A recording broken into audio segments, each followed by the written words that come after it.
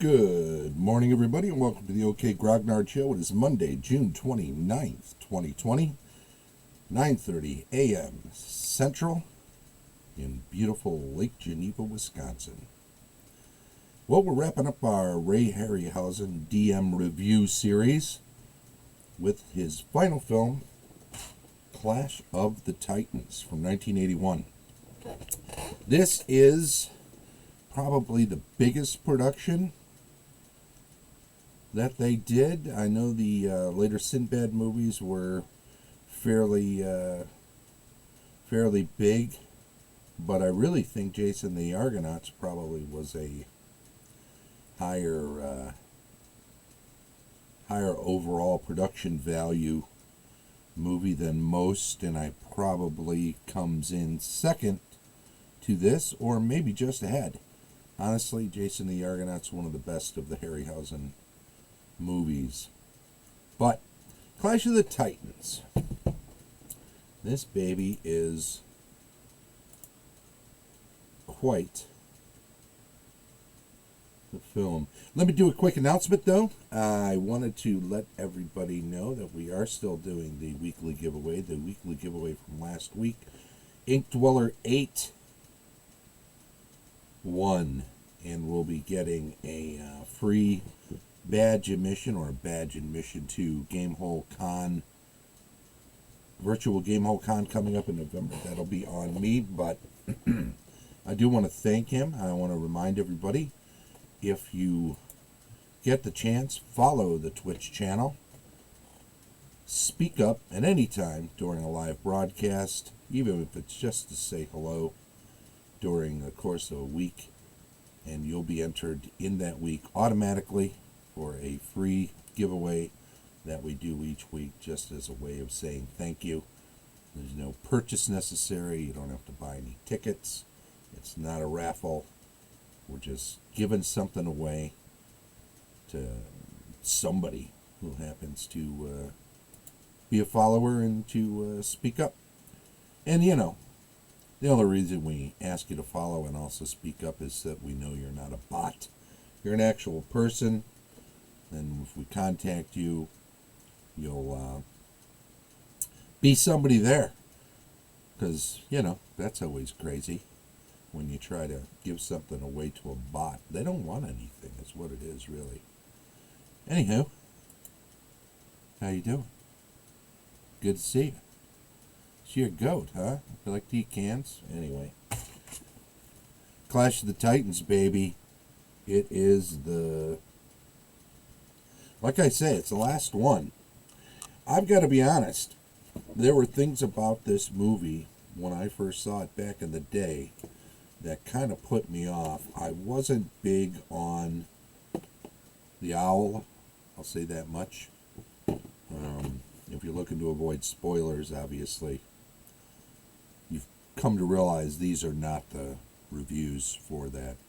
I'm going to be showing images from all the way through, going right up to the end. I'll be discussing, as a DM perspective review, aspects of the movie that you can use in RPGing, particularly fantasy, medieval, and ancient RPGs.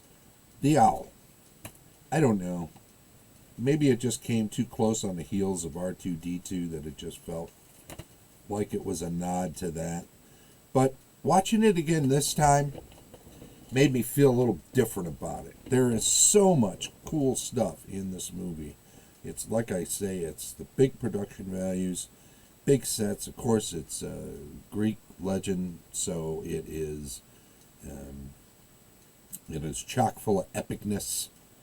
And if that's the kind of stuff you're looking for your games, to port over to your games, or to just inspire you to put more story elements available to the players, for the players to interact with, you get a lot of stuff out of this. And just watching it, you enjoy a lot of stuff. Just take the opening sequence, for example. Now, of course, also, let me just say that the story on the two Greek legend movies that Harryhausen was involved with are a lot tighter and a lot more full and a lot deeper and just all around better than most of his other movies. And even the three Sinbad movies, which have a good start to finish story and, adventuring story, they're thin. They're all thin compared to Jason and the Argonauts and Clash of the Titans, because the source material they're using on those is just so much richer. So there's so much more to mine and to put into the movies. So, morning into all our congratulations, buddy. You are that big winner. Hey, by the way, you have the same first name as my grandfather, my father, my older brother, and my eldest nephew. They all have your first name. So there you go. Just how it works out. Of course, that's firstborn in the family, right? They always get the male first name passed down.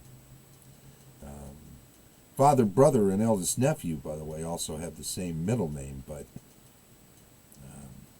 without revealing too much. Never like to put information out there we don't need to, right?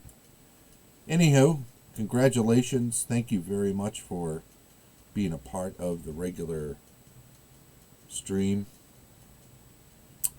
And, and although I'm a Mark Alexander and their middle name is not Alexander, my younger brother's name, although his first name is different, his middle name is the same as my father, my eldest nephew, and my eldest brother. So everybody in that group all has the same middle name, and I don't. Alexander, speaking of which, talk about Greek myths, right? So here we are, looking at King Acrisius, and his wife, Danae, unfaithful with who? Well, with Zeus. And so she and her son have to be exiled. But it's not enough just to drive them into the forest or drop them off on a foreign port. Really, you got to put them in a floating coffin and just send them out to sea, because it seems like that's the only fair way to exile somebody, especially when the child they bore, even though you were cuckolded, is the half-son of a god. Probably not smart. You'd think he would think better of this. Militaristic, actually a big proponent of Zeus.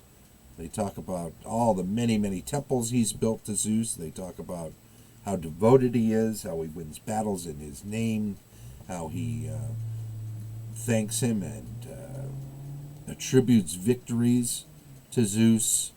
And yet Zeus decided to mess with his wife, and that's not how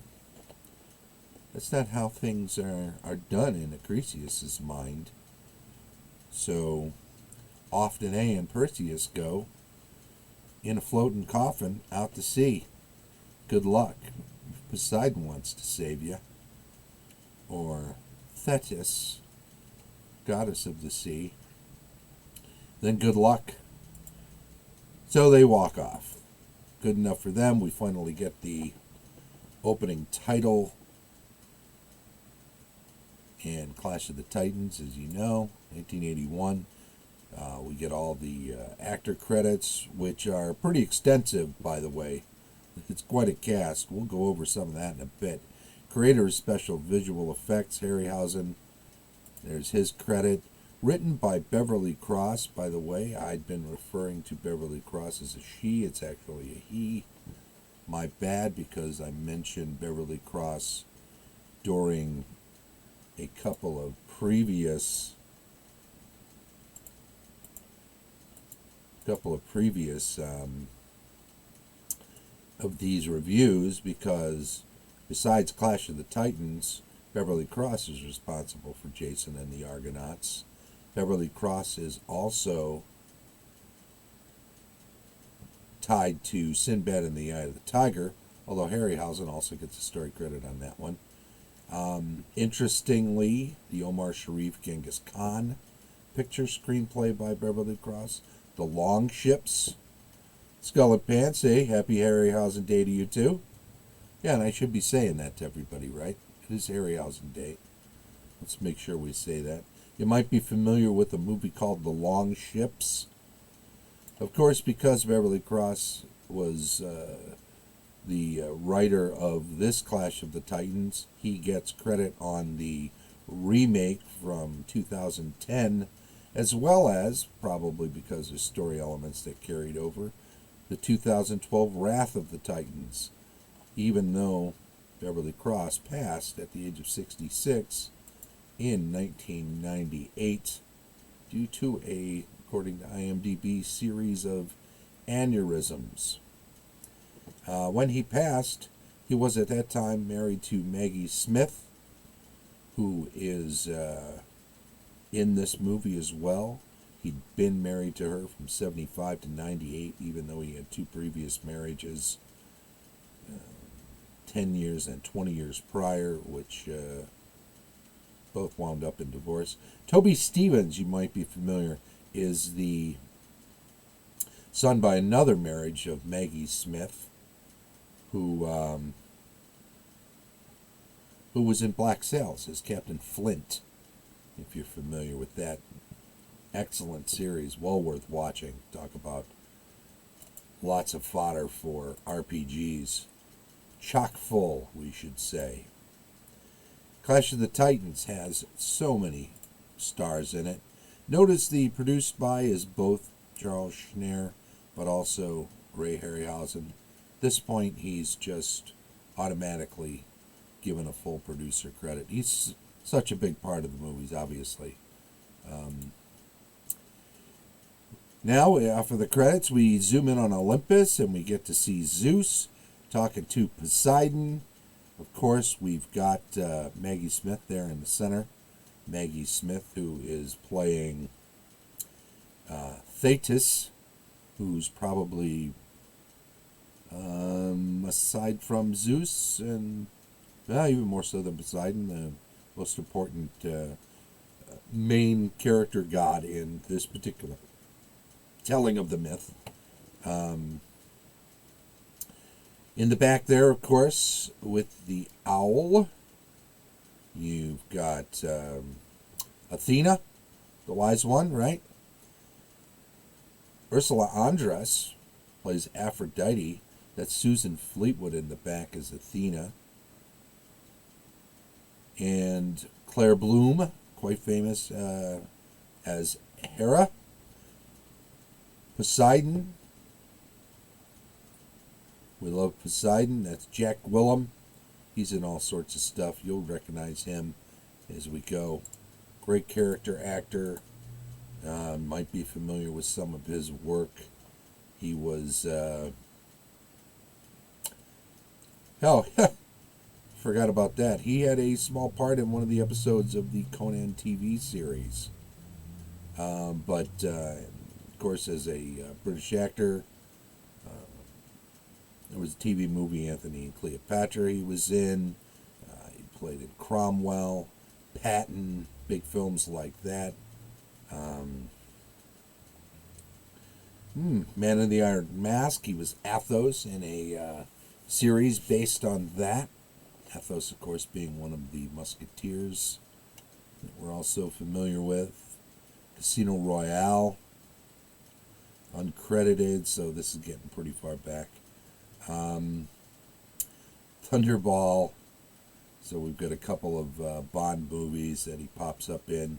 He was King Aetes in Jason and the Argonauts. So that's how we will remember him from this weekend, as being in a couple of Harryhausen films. Midsummer Night's Dream, all sorts of great credits from Jack Gollum. But sitting on the throne, of course, Zeus. They don't mention who this is unless it's Hephaestus. It's kind of hard to tell from this image, but you'll also remember Hephaestus, the smith of the gods. He's played by Pat Roach. Pat Roach, you'll remember, is one of the few people that, besides Harrison Ford, I think he might be the only one who was in all three of the first three Indiana Jones movie. By the time the fourth one came out, he had passed, unfortunately, from, I think, throat cancer. But he's the big German who punches out Indiana's lights in the first movie and then winds up getting chopped up by a propeller.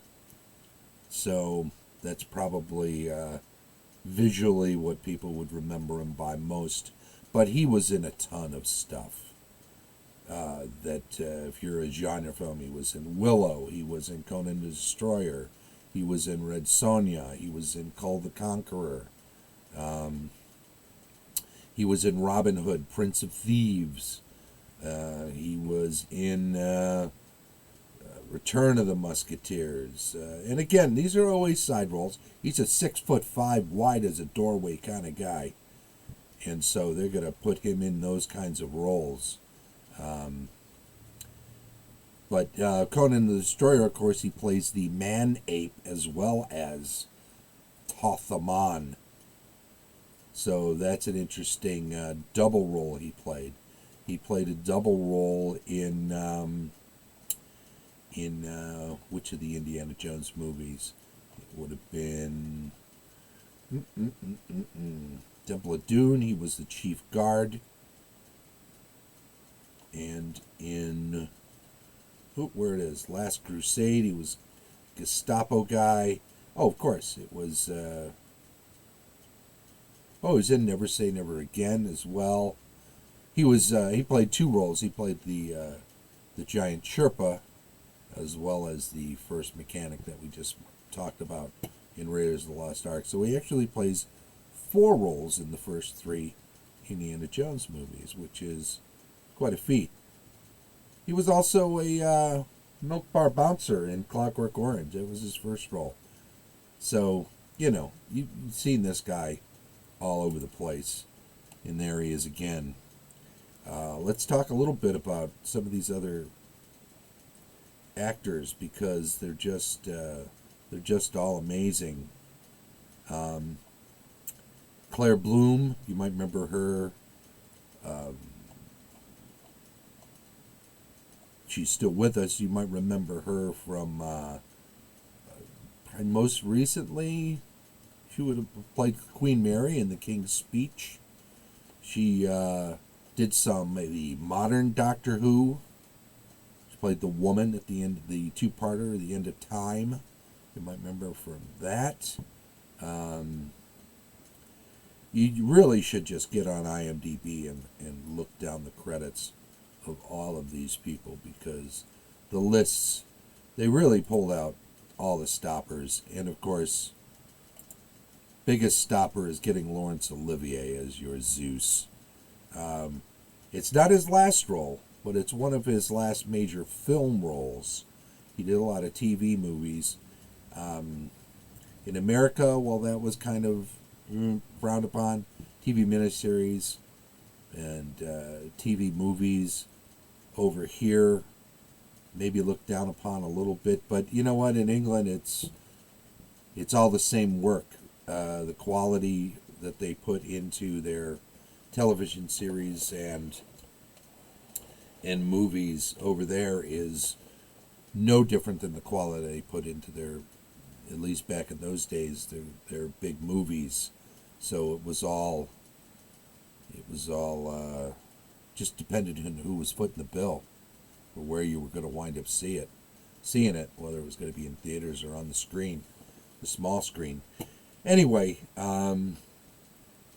Laurence Olivier, of course, renowned for being a classically trained Shakespearean actor, one of the greatest, and definitely a hero to very, very many in his profession and elsewise. So there you go. They're setting the stage here for a big, big, big, big adventure. Because, of course, Zeus will occasionally, when outraged, rail upon the fact that nobody should be messing with his boy Perseus. But for the most part, he plays things off as if he's not showing favoritism. That's not very different from what we saw in Jason and the Argonauts. He has his favorites, but he tries to downplay the fact that he has some favorites, because when you're in charge of the gods, you do want to seem like you're trying to be fair.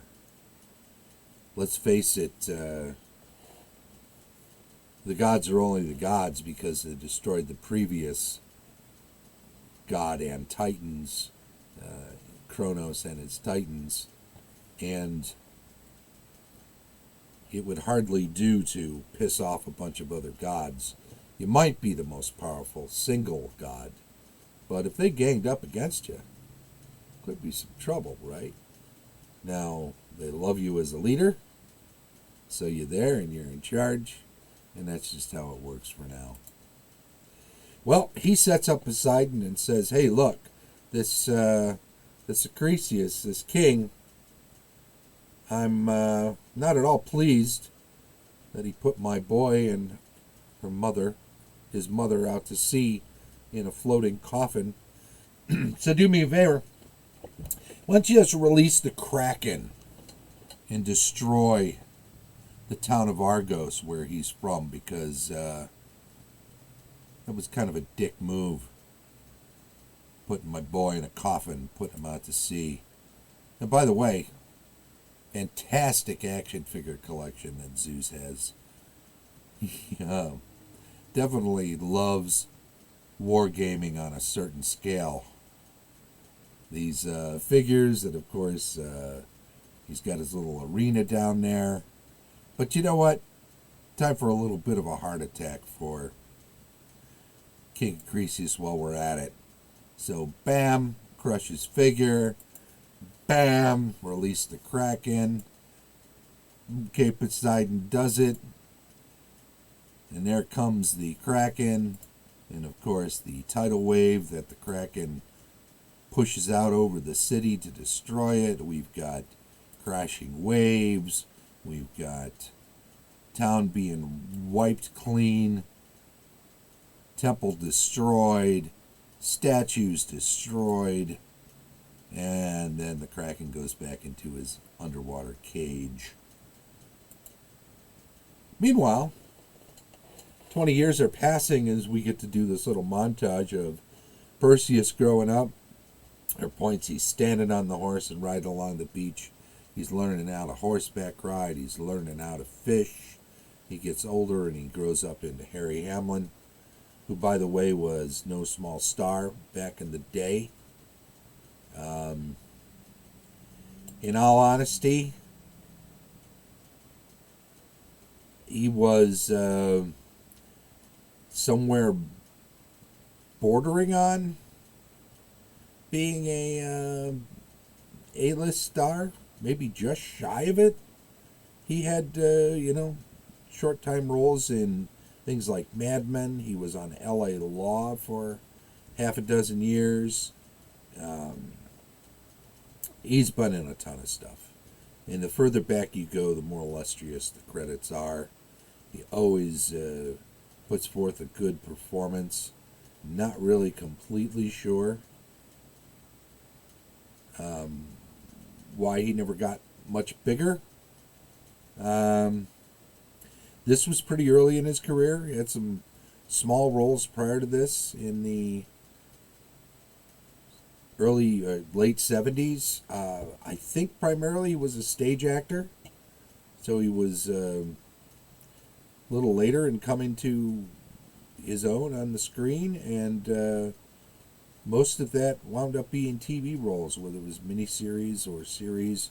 But Clash of the Titans, 81, First really big thing for him. And of course, Thetis. It's like, hey, 20 years you've been taking care of your pal there, Perseus. What about my son? What about Thetis? Is he not worthy? Well, this is like, you know what? Over in Joppa, Andromeda,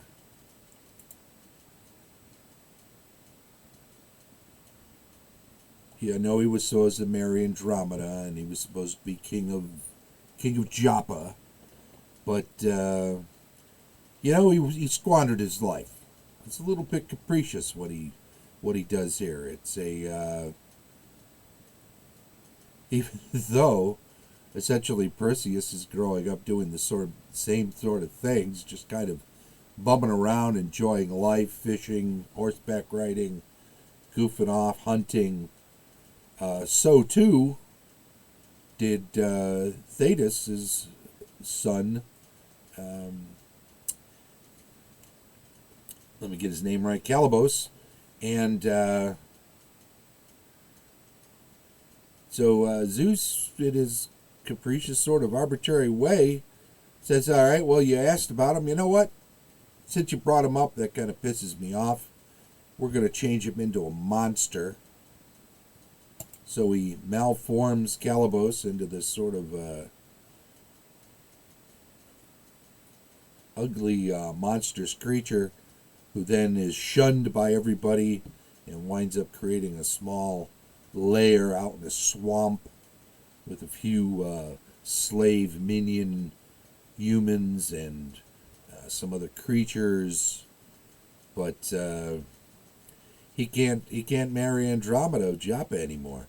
However, he has cursed Joppa in that nobody can marry Andromeda if he can't, unless they can solve a riddle, which he will change with every new suitor that comes. Because, if somebody is on your computer at some point, you've got to change the password. So with every new suitor, it's a new riddle. And he will be watching over what's going on. Well, this whole changing her son thing kind of pisses Thetis off. So she grabs the Perseus action figure when Zeus isn't looking. Says, you know what? I don't care where you are enjoying yourself. By night, and while you're sleeping, I'm just going to move you over to Joppa. Moves halfway across the world. Poor Perseus. She's messing with him. Throws him in this theater, this huge arena theater in Joppa, where he meets. Always like it when I can auto adjust these to get a little brightness out of them. Ammon is in charge of this theater and becomes a sort of a mentor for Perseus. He says, I know the theater's run down, but you got to understand, Joppa has been crap ever since Zeus screwed Calibos and he put the whole place under a curse. Nothing good can come of anything here. In fact, he says, there's a saying now in Joppa, and that is, call no man happy who is not dead. If that isn't as depressing a motto for a town, I cannot imagine another one. And there's a DM tip for you. If you want to make sure that your players are engaged with a location, give the place a motto. Give it a interesting, maybe doom criery sort of motto, such that it becomes both intriguing and a challenge. Really? Everybody here thinks they're doomed? Well, we'll fix that. It's a good way to throw down the gauntlet. So we've got this great setup. We've got this epic setup. We've got years and years of history here now, right? We've got one town that was destroyed by the Kraken, and another town now that's cursed because the gods have been meddling with everything here and there, sticking their noses in, sticking their fingers in, screwing around with everything. And but now Perseus is on a path, right? He's over in Joppa. I don't know if you really pissed off what happened to your son and you want to see the other son not succeed in life. I don't know if you throw him in a place where he's going to be challenged. I think Perseus stays where he is, eats fruit and fishes all day and just enjoys his life if he's never transported to this other location. But of course, that's just me. Well, a sword, huh? Well, it's a wooden sword painted to look like, because this is the theater, remember? And what are you going to do with your life? Aman says, you know what? I know the story of Perseus. It's been 20 years in the telling. Everybody knows about King Acrisius and how Argos was destroyed by the Kraken and how this all happened because the son of Zeus was put into the womb of Danae, and the wife of the king there, and he put you out to sea in a box. And, everybody knows the story. I wrote a poem myself based on that tale, says Aman. This is how famous you are. And he's like, well, what do I do now then? I mean, my story's not over. I'm barely an adult. I've got to do more. I can't just be the butt of a joke or the end of a tale.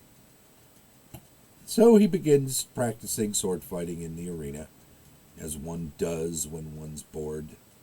And he's given some clothes out of the costumes that were left in there at the theater, a princely set of clothes. At least the clothes themselves can look really nice and princely because, well, it's a wooden sword. It's still cloth and whatnot, right?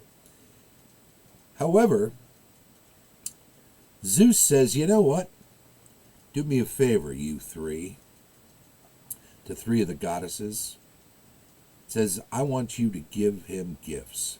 I want you to bestow on him items that will help him achieve greatness. And so Athena says, well, all right, you know what? Yeah, I'll give him a helmet. And Aphrodite says, well, he'll need a sword. Let's give him a sword. And Hera says, well, got a sword and a helmet, you got to have a shield. So these three gifts are on their statues around the interior of the theater, given to Perseus as gifts at the insistence of Zeus, who then appears to him inside the interior of a shield and says, go do great things. These are gifts from me to you through my lesser gods, but they're from me. So do me a favor, go out, be cool, be great, do great things. See if you can help the people in Joppa. Well, I'll go check it out. Oh, what? The helmet makes me invisible? Oh, I'm definitely going to go check it out. But what about your sword, he says. You forgot your sword. So Perseus, of course, being rambunctious, heads off without his weapon. And, DMing tip, right? If you're running a game and players get anxious and they do things anxiously without thinking, they say that they're doing something, let them make mistakes. Let them forget their sword. They didn't pick up their arrows. They set down their sword or dropped their sword to pull out their bow in a combat, and then they moved on from that combat and they never reclaimed their sword. You know what? Make them go back for it. Part of the story. It's as classic, as old as Greek myths, right? So he goes with his helmet, sees that there's a big old royal to-do happening there. But what is this royal to-do? Well, they're burning some poor bastard at the stake. What's going on with that? A guard, hey, new to town? Yeah. So he explains, this is at the insistence of Cassiopeia, mother of Andromeda, who was formerly betrothed to Calibos. And, of course, the town is under a curse, and anybody who wants to be a suitor of Andromeda don't even have to be royal anymore. They'll take anyone if that person can break this curse. And the way you break the curse is you answer a riddle, and the riddle changes with every suitor, so it's not like you can even prep for the test. But that poor bastard, well, they burn you at the stake if you get the riddle wrong. So there you go. Well, where's Andromeda? The highest tower. She's way above this. She doesn't want to smell her suitors burning. She doesn't want to be down here amongst the blood draining flies. He describes the town in ways that just make it sound really nasty. And those are some little additions. DM review tip here. Describe the insects and the mess that's around town, the smell of the burning flesh, these things that make the town a mess right now for these people. It helps to set the stage. Sure, it's a big old town. Sure, it looks like everybody's here. It looks like, wouldn't they leave if it was under a curse? I don't know. Maybe some of them already have. Maybe the town's half empty. In any event, that's the dealio with trying to be a suitor of Andromeda, so says Cassiopeia, who stands and watches over the burning. She doesn't look happy about it. And let's face it, this is something she has to do. She doesn't have a choice. If they come and they don't manage to give the proper answer to the riddle, then this is their fate, and it's kind of out of her control. Miller DXD, thank you for stopping into the chat there. How you doing? Well, Perseus, who was invisible, decides to go up into the highest tower and get a gander of this Andromeda, who Judy Balker plays very well, does the whole ingenue thing quite well. Not overly fawning, but fawning enough that for the times it fits the ingenue type. But, she's not flat out fainting. She might be, she's still a princess, for goodness sake, and not princess in a weak way. She's tough. But at night, giant vulture brings a cage. Of course, Perseus is there to see all this going on. Her soul gets up out of her body and walks out and jumps in a cage and gets flown away. Perseus doesn't get this at all. That's just crazy. I don't know what's going on here, but we got to figure it out. At least he was there to see it happen, so now we can go research it. Well, he goes back to Burgess Meredith. He goes back to Amon. He is in Rocky's corner, right? And Amon says, well, if you want to be able to track this thing, this vulture with a cage that's taken her soul in the nighttime, then you're going to be able to need to fly. And the only way I know how to fly are the flying horses. Now, they've all been destroyed except for the stallion Pegasus that Calibos keeps in the swamp, although there's a pool where it flies over and is allowed to drink every night by the light of the moon. So if we go there, so they do, Invisible Perseus lassos Pegasus, starts trying to tame him, ties him off, jumps on top of him, starts riding him around, bucking around in the air, and eventually does tame him. So now he controls the flying horse.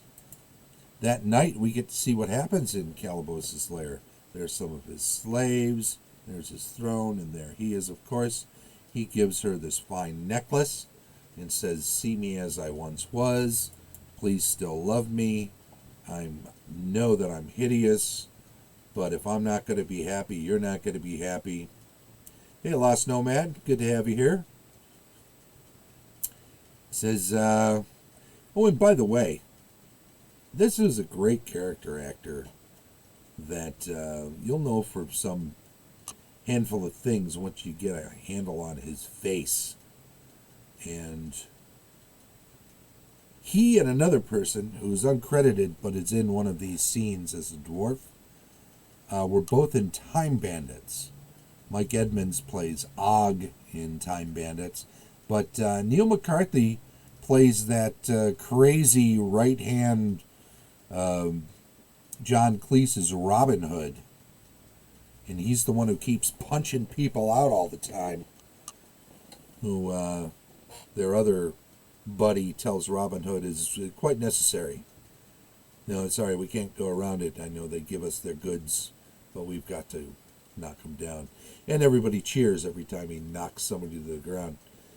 In any event, he's a rather strikingly stern-looking individual, even without the makeup, but man, they do a great job with Calabos. And don't forget, as a Harryhausen note, Harryhausen does a great job of managing to meld the actor playing Calabos in these close-ups, shots with the model of Calabos, who is a big misshapen monster with a tail and needs to be a Harryhausen creation when we're seeing it from any distance where you can see the full body shot, right? So you'll see some of that in the pictures, but when you check out the movie again, or you check out the movie the first time, make a note of that because pretty impressive. She turns him down. He gives her another riddle for the next suitor. Of course, it's in Greek.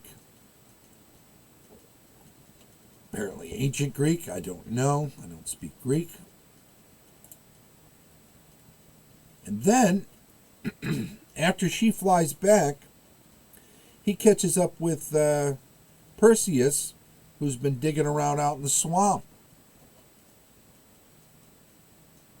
And they fight, and Perseus loses his helmet. Now, I don't want to say nerf here, but this happens a few times in this movie where they have magic items or useful things that then get destroyed or lost. And that might be antithetical, DM tip, these days when running games to destroy or remove items that player characters have. But in old school gaming, what happens all the time? If there's a fireball and you don't save, everything on you has to then go through the saving throw process. So you're constantly having items destroyed or removed, but you get new ones, and that's why you adventure. In this movie, it seems like stuff gets destroyed that would have still been handy, so it's kind of, in and of itself, a challenge or an obstacle. To lose something that would have been useful is just as much a challenge or obstacle as a creature encounter or a puzzle or a trap or anything else. Think of it that way, and it's challenging your players, and it's less like you're punishing them, because players will always feel when something gets destroyed or something doesn't go this way, as if you might be punishing them. Just remind them, you're not an adversary. If you were, they'd already be dead. You could have 20 calaboses coming at them and beating them up in the swamp. Oh, hey, by the way, that's tar under your feet, I just decided. If they were an adversary, they wouldn't even have a character for long. So just remind them of that, and just say, look, it's my job as a DM to put these story elements into the game and allow you to interact with them. And sometimes that includes having a person who throws a fireball, even if that means the possibility of all of your stuff going up in smoke. So, little DM digression there for a tip, since we lost the helmet in the swamp. Well, he fights Calabos. And next scene that we get to, we're back in the throne room. And Cassiopeia is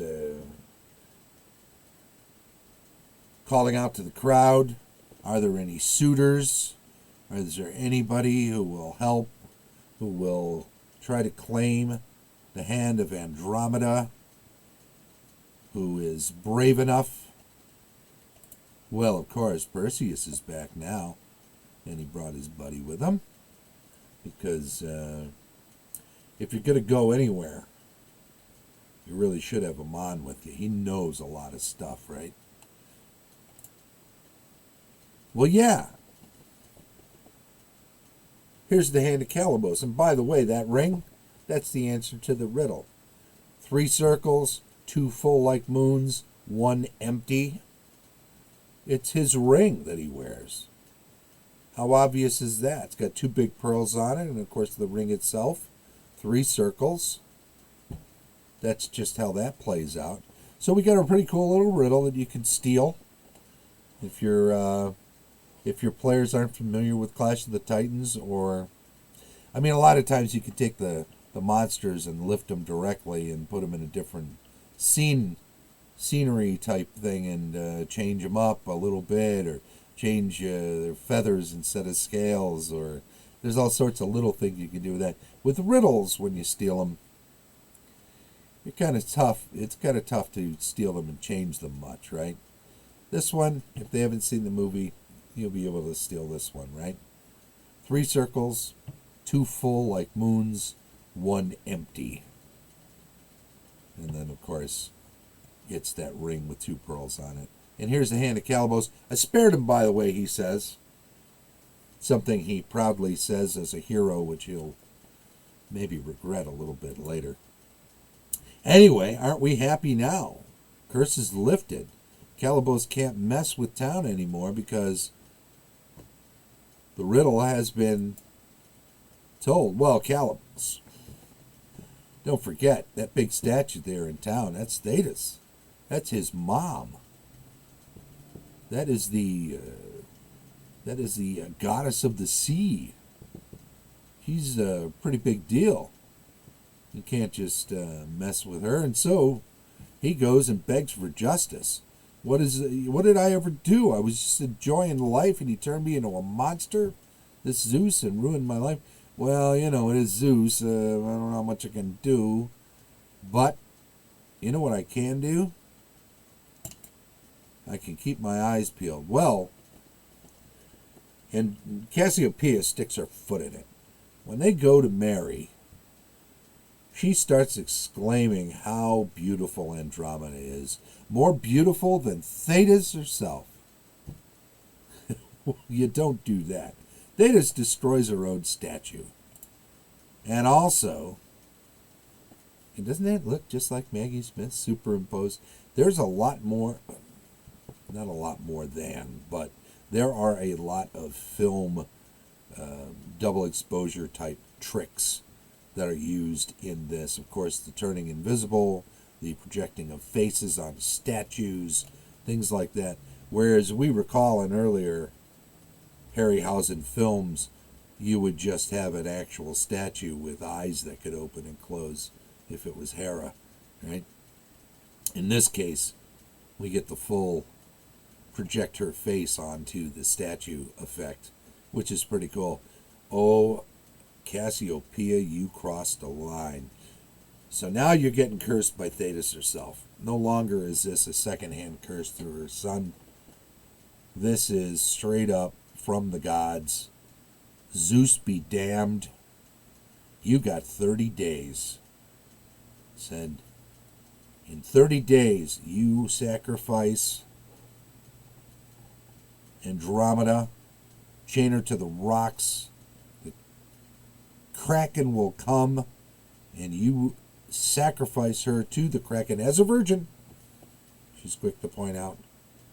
There'd be no hanky-panky prior to this sacrifice. If you don't sacrifice her, the Kraken will destroy you, the town, everybody in it. Well, of course, the pressure's on, right? Cassiopeia stuck her foot in it when she mouthed off the way she did, calling Andromeda a greater beauty than Thetis, and that was bad enough. And this curse might have been less ominous, except, you know what? When everybody knows that the entire town and all the people are going to be destroyed if you don't sacrifice this one daughter of yours after you mouthed off about the gods, you know they're going to back up the curse. They're not going to say, well, we'll go ahead and kill us. We won't sacrifice one of our... No.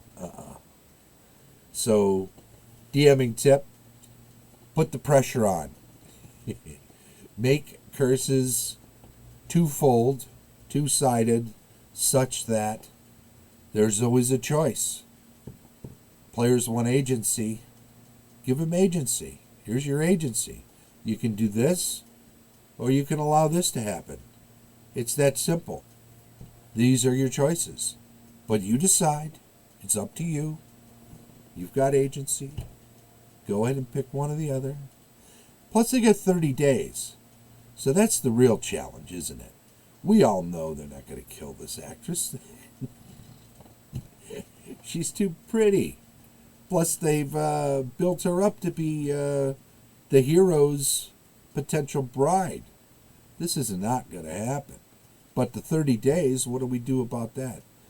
Well, that's what we got to figure out next. Because now we got to go. We have to find a way to stop the Kraken. The Kraken is a Titan. And Titans are the next most powerful thing after the gods. Well, guess what? Says Captain of the Guard, who is happy to try to help. There are these 3 Stygian witches in a cave, and they know a lot. And they have this eye, and they can see things and predict things and figure things out. They might know. If anybody knows a way to deal with this Kraken, maybe they know something. Well, unfortunately, they're quite a long ways away. Like a week's travel. I got a flying horse. I'll go get my flying horse. Not if Calibos gets there first. So Calibos goes and recaptures Pegasus, leaving these poor bastards to be on foot. Well, now Zeus says, you know what? If he's got to deal with all this, I need him to have more help. I need Perseus to get more help. So he orders Athena to give up her pet owl, wisest of all creatures, to help Perseus find a way out of this dilemma. Well, she's not keen on that. Says, I would never give up Bubo. Never. It's my pet. Not going to give that up. So she goes to Hephaestus and say, hey, make a suitable replacement. And he fashions a mechanical Bubo, and they imbue it with sentience or life or animate it or whatever you want to say. And they give that instead to help out Perseus, who's on the way going toward the Stygian witches when Bupo shows up, and he sets Bupo free and says, hey, point us in the right direction. Can we follow you? Can you show us? And, yep, It's up this cliff, up on top of there. So they do the arduous climb. They get up, they find the ancient Oracle Temple. Always nifty when you have mixed cultures like this. The obelisk outside of a stepped dome. Interesting. We know it's been here a long time if you put some plant growth on top of it, because any self-respecting shrine would clear that sort of thing off and keep everything clean, right? Well, once they get inside, they see the three witches. They find out they have only the one eye between them, which they share and argue over and fight over. So there's a way to get a little leverage. Because don't forget, he's been warned. Don't forget something I didn't tell you, or maybe you don't remember from the movies, that these witches eat human flesh. So you try to bargain with them or get information from them, and you make one false step, they will throw you in the big cauldron and eat you later as part of their stew. So good luck bargaining with them. Well, you can bargain with them if they have that eye, and if you can get your mechanical bird to go steal it for you. So that happens, and now they're sightless, and now they're begging, oh, give us back the eye. Well, now you get a bargaining chip. And look at the bones. God, they eat a lot of people. How many people climb that rock? That's a question, right? Because it doesn't look like they're going to be stumbling around. But people go there because they're an oracle too, right? So sometimes you're desperate enough that you will go to the most dangerous place to try to get information. So did Perseus. But he stole the eye, so he gets information. How do I defeat this thing? Well, Titan can kill a Titan or destroy a Titan. There is another creature that is much like a Titan called a Medusa. It's a Gorgon that lives in this other shrine. We can tell you where that is. Her eyes can turn things to stone, so it might even be more dangerous going there than just going anywhere near the Kraken. But if you can get its head, even still turn things to stone. Don't look at it yourself. Be very careful. Okay, that's good. Gotcha. And he asked another question. He asked where it is. So he knows that information now. And he gives him back the eye. He goes off. There is a ferry that will take you out to an island where the Medusa's shrine is. You've got to pay Charon, the ferryman, who is a skeletal armature. Uh-oh, did I freeze up? Oh, looks like I did. Maybe we'll do this in 2 parts. I'm going to have to stop. Looks like I froze up with that, too. Oh, I see. It's just me frozen. Well, I'll tell you what. I'm going to try real quick to redo this capture.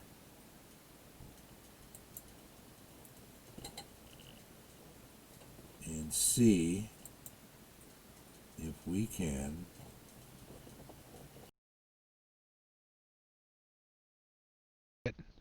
I don't think I can. I think once we're up and running with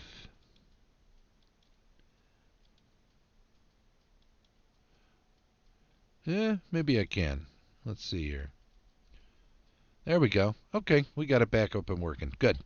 Anyway, Charon's the ferryman. You got to pay him. Gives him some coins. Ferries him across the water to the island of the Shrine of the Medusa. They get over there. There's a tunnel they have to go through to get to the interior. They go through the tunnel. Perseus warns them all. Use the interior, or use the inside of your shield as a mirror. Do not look at the Medusa. They exit the tunnel into the interior where the where the shrine/temple is. They get inside, big pillars, beautiful, epic scenery. This is just the sort of thing you want in any game, whether it's an epic game or not. Make the scenes big.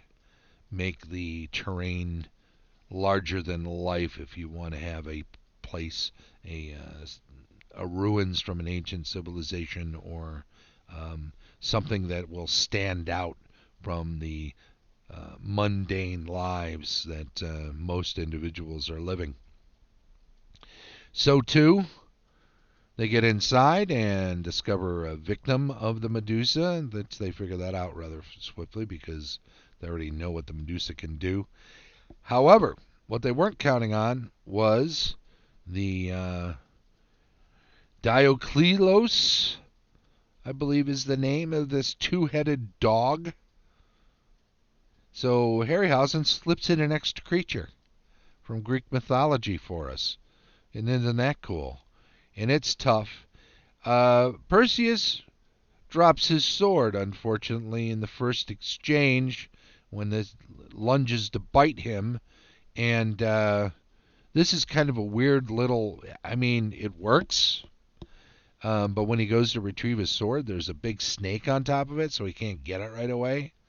So for a number of minutes, his men have to fight against this two-headed dog, and one of them gets killed. It's kind of like nerfing him, right? You got to keep him out of combat.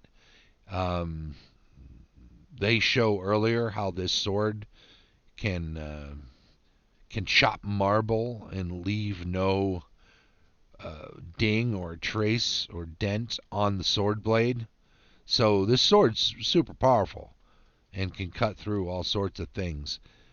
The main thing you can do to not be killed by this weapon is to get it out of the hands of whoever's holding it. And so that happens in this fight scene.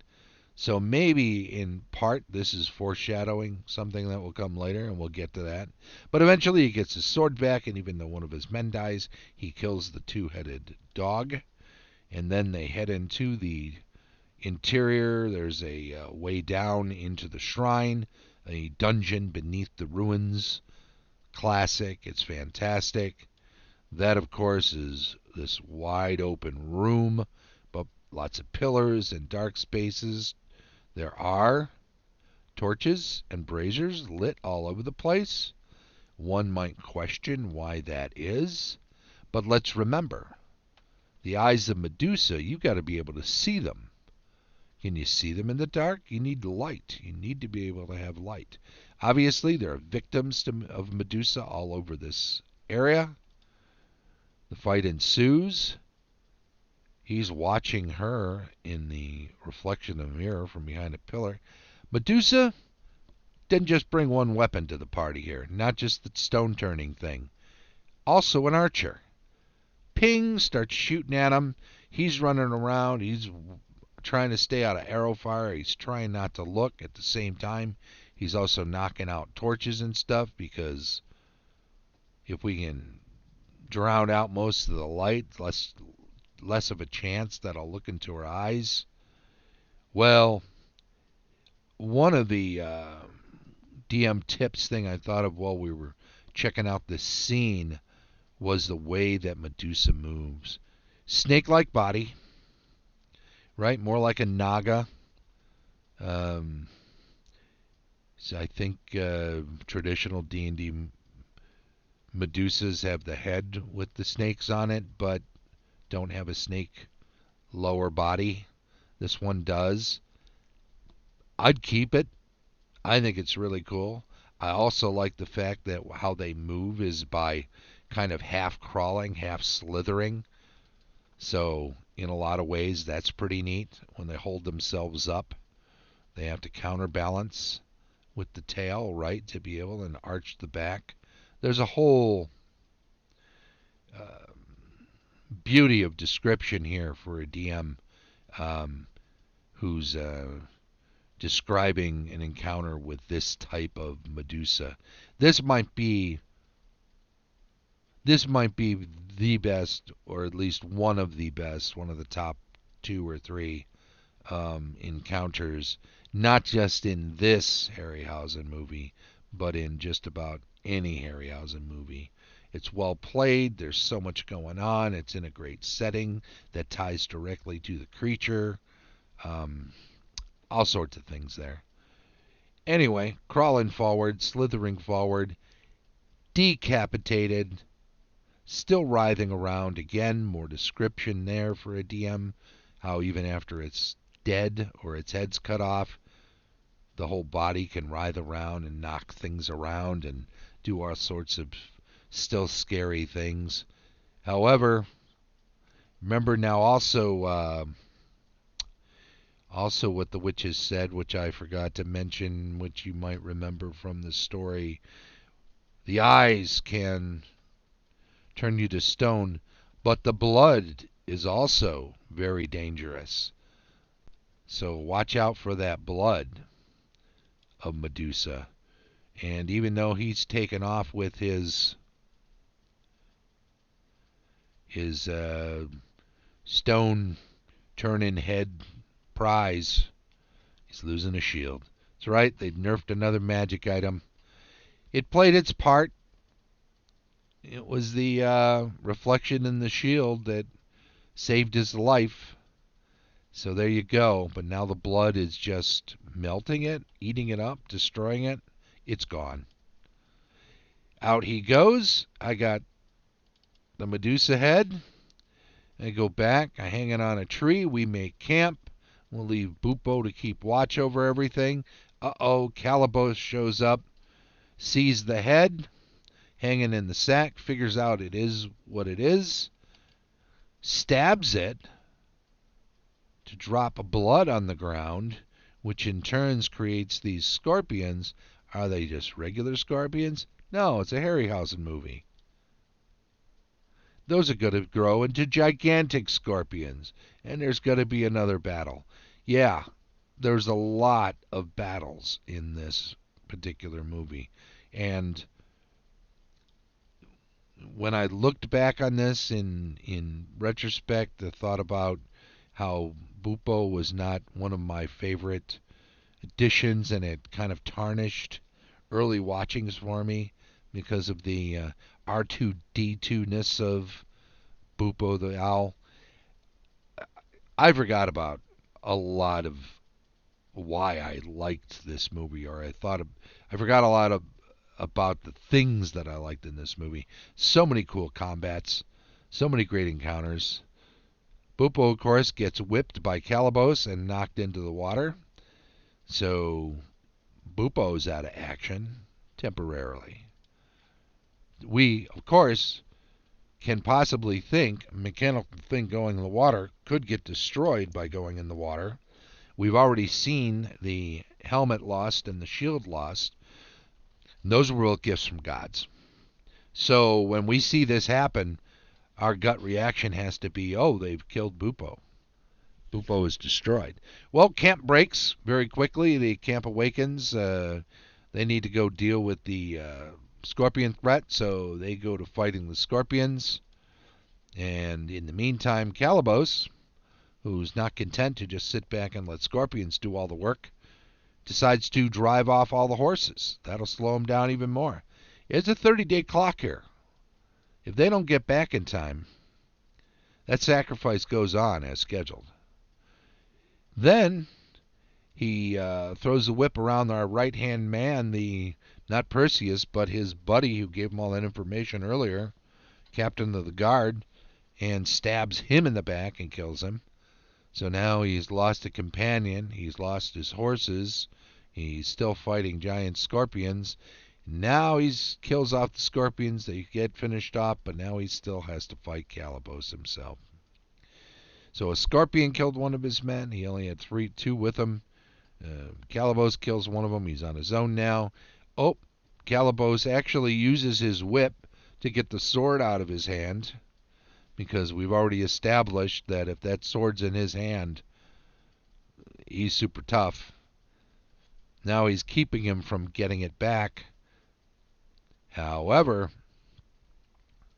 that doesn't last long. So he finishes him off once and for all. He figures out, you know what? The only way I'm going to get back in time now is to go get Pegasus. So they go to Calibos's lair. They get rid of Beepo harasses the flying vulture cage flyer thing, giant vulture. So that's another creature in this movie. Don't forget about that one. Um, they set fire to the lair and rescue Pegasus, so everything's destroyed there. Meanwhile, returning to our regularly scheduled sacrifice, poor Andromeda. She's being marched out. Oh, well, Perseus is on the way. He did get Pegasus. We don't know that, though. She gets chained up to the rocks. Everyone's looking on. There's nothing we can do. It's the will of the gods. We are under orders. Blow the giant horns. Summon the Kraken. Poseidon hears the horn. Okay, turn the crank. Open up the gate. Release the Kraken again. It comes up. It shows up again. By the way, it's got like 4 arms. It's not just 2. There's a third hand that comes up on this rock, and a fourth, I believe. There's 2 on this one. So just when you thought the Kraken was badass enough, being a gigantic skyscraper tall monster from the deep, it's got 4 arms too. Well, it swats, and there you go. When you got 4 arms, you don't fly too close to this thing. It can swat you in quadruplicate. So, swat it out of the air, drops the bag. Pegasus goes down in the water. He's be fine. But so does Perseus. Swims over to some rocks. What's he going to do? I can't do anything now. Well, it's Bupo. Bupo flies down, picks up the sack floating on top of the water with the Medusa head in it, brings it over to Perseus, who opens it up and shows it to the Kraken. The Kraken sees the lights come on in the eyes, the ones that turn things to stone. Kraken turns into stone and immediately splits because it's floating around in the water and it can't support itself any longer. Statues that big have to be reinforced with rebar, as we all know. Let's keep that in mind. Giant statues in this day and age, in ancient Greek times, they split and crack all the time. We had the flood in the early scene, and when Argos was destroyed and the Zeus statue got destroyed, gigantic, right? 7 stories high. The seated but 5-story high Thetis in the temple, the head comes off when she gets mad and falls to the ground and it gets destroyed. And now another big stone thing. So, left and right, epic sort of destruction. Giant stones. And let's not forget, when something big and stone cracks up and falls to the ground, you don't want to be anywhere near it. And let's face it, you don't have to be directly under a huge stone. When that thing hits the ground and shards and splinters of stone spray off in all directions, that can do some damage too, so keep that in mind, DM tip. Anywho, destroyed the Kraken. They get back together, those wonderful kids. Lucky them. Aren't they happy? Well, they should be, because now they can finally get married. Hooray. Again, more great, big, epic moments than just about any other Harryhausen movie. I'm not going to say it was my favorite. I really love Jason and the Argonauts.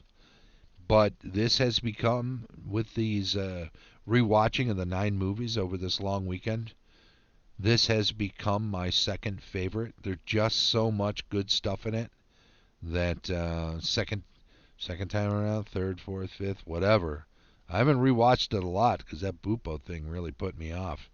But I'll tell you what, watching it this time, Bupo doesn't bother me that much. It's a nifty idea. It was the way it was implemented.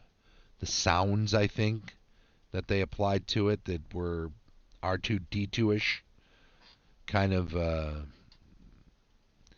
make it a little comical when it doesn't need to be, I think.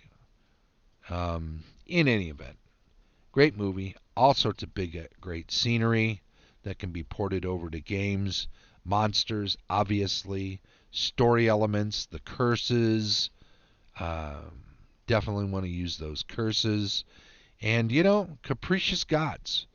There's a thing. If you're going to have deities actually be beings that take part in the lives of mortals, then don't have them all, you know, let them make mistakes, but let them be powerful enough and capricious enough that they just stick their fingers in here and there, stick their nose in, do nasty things, but maybe not just strike people down. Because at the end of the day, you could do that. If you wanted to be adversarial, um, you would never lose. So that's not the point to it. The point is to create obstacles, obstacles that can be overcome, even if they're really difficult. They should have a solution. And some DMs will wonder, do I have to have a solution? Can I just let the players come up with one? As long as one of the options is to ignore and go the other way, even if there's some loss because of it. Um, there's a pass through the mountains, and we can go that way if we can deal with this one thing, the paths of the dead in Lord of the Rings. Because we don't have time to go all the way around, or if we go all the way around, we lose a week. If we go through, there's a challenge there. Might be too much for us. But free agency, right? They could go around the other way. They would lose the shortcut. They would lose the speed, the time they would save. But there are other options. And you can completely avoid the encounter. So as long as that's on the table, then maybe you don't need to figure out a way they can win for them. Maybe you don't need to know in advance what their options are, as long as they have enough options that they can avoid it altogether. Um, there you go. That's good advice from this movie, right? Um, Throw things up. Make sure there are time limits. Make sure there's enough time to deal with certain things. 30 days was plenty of time. Even under the worst of circumstances, it would have been super difficult. Getting the Pegasus for some of that was definitely a plus. Um, Leaving Calabos alive was a mistake they made. Let that come back to haunt them. So, a lot of lessons to be learned from this one, and that's part of why I've reassessed and decided I really do like this movie a lot. So, Ray Harryhausen, DM Perspective Review of The Clash of the Titans. I think we're done with this one. Let's put it to bed. I will say Happy Harryhausen Day to everybody. Let's do a little bit of a review of what we've, a recap. Thursday, we looked over DM review style of 20 Million Miles to Earth and Mysterious Island, one of his earliest big movies and one of his first multi-monster movies. Then we got into the dinosaur movies, took them a little out of chronological order so we could check out 1 million years BC in the Valley of Gwangi. We ducked back into his past to take up his second movie, The Seventh Voyage of Sinbad, another multi-monster movie, but the first of the Sword and Sandal movies. And we wanted to check those all out over this weekend. Seventh Voyage of Sinbad, and then, of course, Jason and the Argonauts. We talked a lot about that having a very rich myth story to go back to pick up on. Um, On Sunday, yesterday, we looked over Golden Voyage of Sinbad and Sinbad in the Eye of the Tiger, the third to last and second to last movies of Harryhausen, as well as being the second and third Sinbad movies. So he has a trilogy of Sinbad movies. I think one of the things we got used to seeing that never really had a payoff was um, was how often we would get these sort of teases that there were going to be sequels, right? We kept hearing well, like at the Jason the Argonauts, at the end of that, we're told, well, he's got more adventures ahead of him. Well, he didn't as far as Harryhausen was concerned. So let's be real about that. It would have been great. I'm not saying they shouldn't have teased it. I'm saying they should have followed through on it. I would have loved it if we'd gotten more Harryhausen movies and more Sinbad movies and more, even more, and as I came to love them, more movies based on the ancient Greek myths. I'm not sure how many more. I guess you could have done a. Can you imagine if he had done an Odysseus? Um, I don't know. You need the monsters, right? So I guess you have to look back and figure out how many tales included multiple monsters. It's really not a Harryhausen tale without it. Can you really do an ancient Greek myth one without them? Phew. They used the sirens in Jason, and that was lifted really from the Odyssey, Odysseus's trek. They probably knew they were never going to do Odysseus because they got the Cyclops and they ported that over. Anyway, we finished up with Clash of the Titans. It was wonderful. It was a lot of fun. I've got to say thank you to everybody who's following the channel, particularly those who have chimed into the stream chat. Don't forget, when you do so, you are automatically entered into the weekly drawing. I currently have Lost Nomad, Miller D underscore XD, Skull and Pants, Ink Dweller 8. You're all added into the chat for this week. Did I miss anybody? 1, 2, 3, 4. I got all of you. We've got a couple others from yesterday. And I want to thank everybody. If you missed it earlier, we announced that Ink Dweller 8 won the weekly drawing from last week, the weekly giveaway, and won a badge to Virtual Gamehole Con, which is coming up in November. I think we will probably do another one of those. What do you think? You know what? Yeah, that's the way to go. Another virtual Gamehole Con admission, because then no matter where you are in the world, you can get it and you can enjoy it. If you're catching up with this on YouTube, thank you there too. Be sure to subscribe there. Give us a thumbs up. Maybe give us a comment. Feedback is always welcome.